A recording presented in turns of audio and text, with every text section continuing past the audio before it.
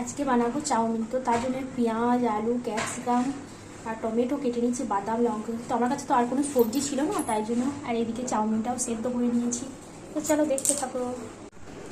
এদিকে কড়াইও তেল দিয়ে দিয়েছি। তো তারপর সমস্ত সবজিগুলো দিয়ে জিরা পাউডার, ধনিয়া পাউডার সব দিয়ে একসাথে মিক্সড করে তো তোমার সবজিগুলো সব নাড়াচাড়া সব পাউডার দিয়ে দেওয়া হলো।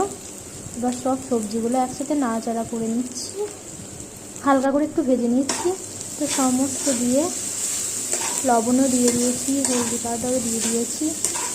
তো দেখো এবার ডিমটা দিয়ে দিলাম। তো ডিমটা ততক্ষণ ভাজা হোক।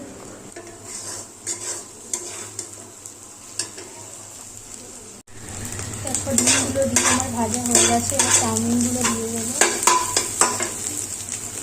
সিদ্ধ করে রাখা চাউমিনটা দিয়ে দেবো।